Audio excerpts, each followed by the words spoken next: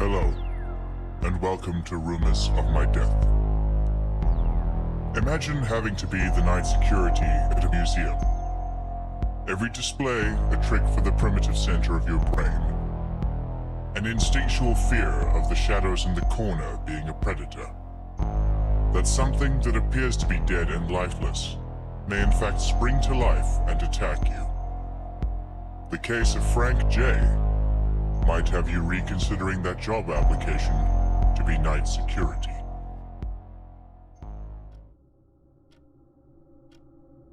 I had just started my job working the graveyard shift at the Natural History Museum. Some folks get scared of the exhibits even during the day, but I find them charming. At nighttime, it's almost like they come to life. No one ever tells you just how quiet the museum gets at night. I can't get enough of it. I served 3 tours of duty in Afghanistan, and this level of silence without fear of being shot in the head is like my own personal heaven. My routine was simple: lock the main entrance, check security cameras by the desk, go through the Hall of Fossils, up around human origins and back down and around to mammals. This would take about 30 minutes and would cover the first floor of the museum. Back to desk to check cameras, and then up the stairs, second floor to ocean life, gems and minerals, down the hall to mummies and ancient cultures, astrology room, and finally garden lounge, my personal favorite. The cameras were all clear, so I started on my walk to the first scanner in the Hall of Fossils. My footsteps echoed in the halls. I entered the large room, and huge dinosaur skeletons populate the room. Yes, there was a T-Rex, wouldn't be much of an exhibit without it. Dead center of the room is the T-Rex, and to the left and right in the corners of the room are Stegosaurus and Triceratops skeletons. I walked over to the wall where the first scanner is nestled between 2 cabinets, one housing a large stone with a family of trilobites and the other a collection of smaller dinosaur bone fossils. The wall scanner beeps as it reads my tag.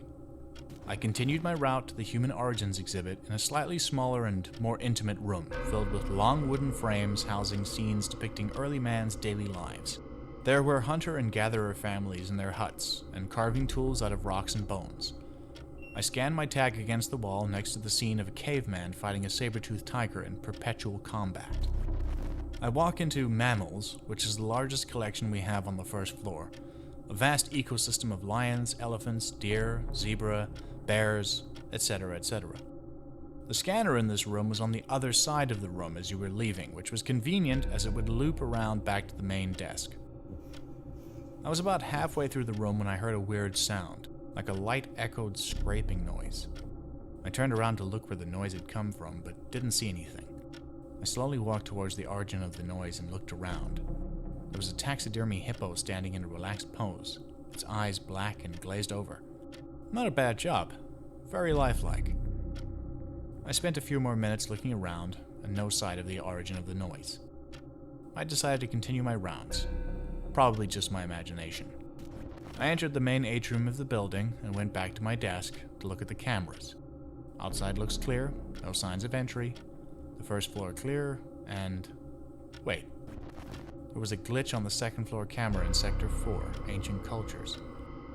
The camera wasn't broadcasting a feed, just static. Great. I grabbed up my flashlight and tools and headed up to see what was up with it. Suffice to say, handyman isn't in my job description, but I know my way around comms and electronics, so I would save someone the hassle of fixing it later. I walked up the marble stairwell leading up to the second floor. I decided it would be best to continue my sweep of the museum and fix the camera when I arrived at that section. It could wait that long. Ocean life is probably one of the most enchanting things to see in the museum. We have large whales and sea animals hanging from steel wires from the ceiling, and everything is bathed in a beautiful blue glow, with ocean sounds being played over the speakers, so it produces this sensation of being underwater and these creatures are swimming above you. The scanner in this room is actually kind of hard to get to because it's on a viewing balcony at the top of a stairwell. I walked up the stairwell and couldn't help but crane my neck up at the models that were floating above me. That was when I felt a sudden tug from behind me and I was falling backwards. I stumbled and rolled, trying desperately to grab onto something to stop me, but I fell onto the stairs with my neck and back. I landed flat on the floor face down, pain shooting through my entire body. I lay there for a few seconds praying I hadn't broken anything. I slowly got up, shaking and groaning from the pain all over. I sat down on a bench close by and checked myself for bleeding or broken bones. Lucky for me, just sore muscles. I looked up at the stairwell, scanning it with my eyes, looking for something that might have caught my suit and knocked me off balance. Nothing in sight. Could someone have pulled me? Was there someone in here with me? Suddenly, I was on high alert. I rose to my feet again and started to search around for any potential intruders. It was hard to listen for footsteps or other noises because of the ambient sounds playing over the loudspeakers. I would have to trust my eyes. I stalked around Ocean Life for what felt like hours, looking in every nook and cranny. I thought I saw a shadow of someone near the Ocean Predator section of the exhibit. I had my hand on my gun and stalked over. This section of the exhibit was wide with a messy spread of pieces all over the area. Large shark jaws and full-size orcas and seal bodies held in place with metal poles bolted to the floor. I was tense because any one of these pieces could easily hide a large person, and they'd have a great ambush spot. I tried to slow my breathing and calm my heartbeat. My radio springs to life with static and a jolt. I quickly muffled it with my hand while trying to turn it off. There was no way that wasn't heard loud and clear. I turned the dial to off, my eyes darting around, my breathing sharp and shallow, and I was sweating like a pig. A loud bang echoed from behind me, and I wheeled around and yelped, my gun in hand aimed and ready to fire. There was nothing there. My eyes darted from display to display and in between them, hoping that I'd spot someone to be done with this game of cat and mouse. I composed myself momentarily and cleared my throat. "Whoever's there, come out, with your hands up, or I'll have no choice but to use force." My voice cracked in a warbling manner I'm not proud to admit. "You're trespassing on government property, which is a felony, and it comes with some hefty jail time." I was starting to regain some confidence and bravado. "If you come out right now, I can assure you, I'll report that you gave yourself up willingly, and we can take leniency with you." I waited a minute for a response, but nothing came. Was I imagining things? I waited for a few more seconds, which ticked on for an eternity. Nothing. I lowered my gun slightly and with shaky legs started to move forward. I searched Ocean Life for a while and concluded that there was no one there. I doubled back to the scanner and made sure to cling to the rail while going up the stairs sideways. I must have looked paranoid as hell on that camera. I scanned my tag and looked out onto the floor below me. My radio started to hiss again and I grabbed it again instinctively. I looked down to see the red light flickering while the radio hissed and crackled. I twisted the switch to off again. Must have turned it on by mistake.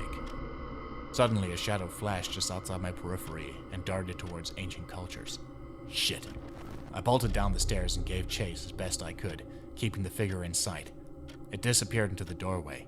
I rounded the corner and stood there. My stomach dropped as it dawned on me. This room was a labyrinth.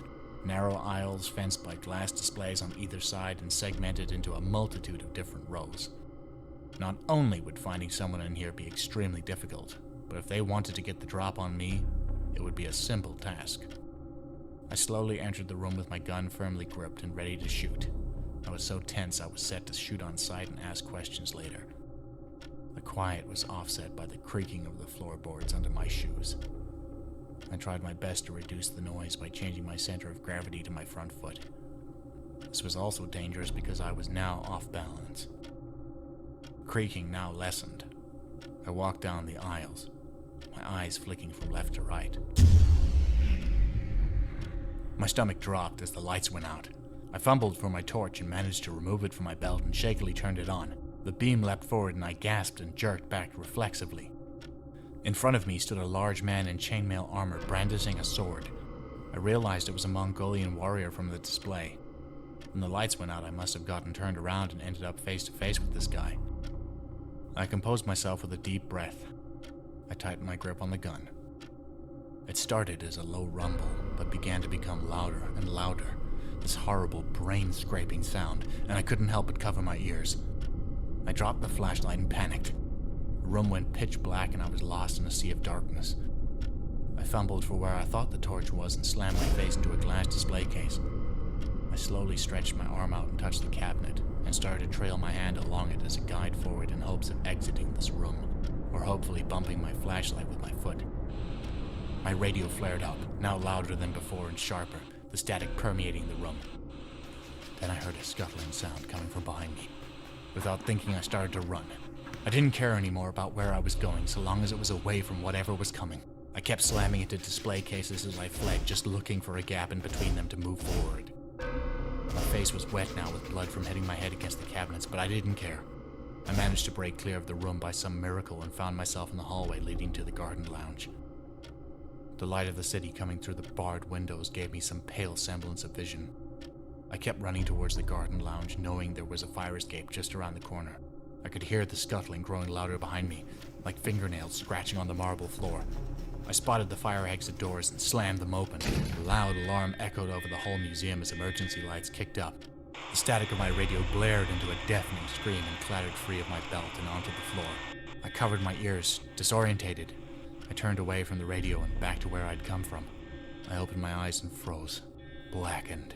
Misshapen things were dragging themselves down the hallway towards me with outstretched hands, grasping at me and screaming. I turned and bolted out the doors as fast as I could, down the stairs and broke through the doors at the bottom. I gasped, but no air came. This wasn't right. I was back in the mammal room. I turned around to look back at the exit doors, but they were gone. I slammed my hand against the wall where they were, desperately trying to make sense, hoping that if I clawed hard enough, I could get out. I was snapped to my senses by a low, guttural growl. I slowly looked over to see the hippo's head facing the ceiling, its mouth wide open as a pair of hands grasped outward from the inside. They started to pull against the hippo's head and neck, trying to gain leverage to pull the mass out from its throat. I ran, darting for the door leading back to the Hall of Fossils, past the remains of creatures long dead, the screaming droning from behind me. I fell through the doorway into the entrance hall and rolled onto the ground. I righted myself and rushed for the door, trying to unlock the exit. I fumbled with the keys, trying to get out as the screaming closed in on me. I slammed the door open with all my might and burst out into the night air. I kept running into the snowy night, leaving the screaming behind me.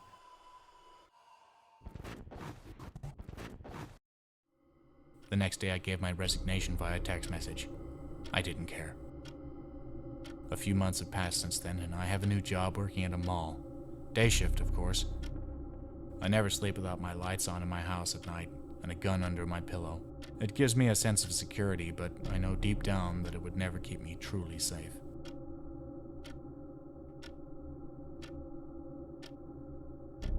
Today I was reading the newspaper and I got sent into a cold sweat with the headline article. A museum exhibit designer was arrested for serial murder.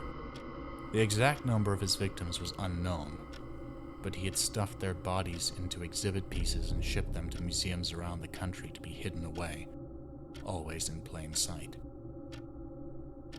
The photo they used was of the hippo, its side cut open, and a jumble of bodies protruding from it.